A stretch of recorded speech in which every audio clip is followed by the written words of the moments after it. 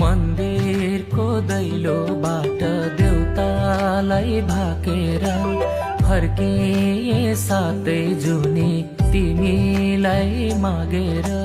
कृष्णलाई राधा झै मलाई त तिम्रो साथ, तिमीलाई पाउ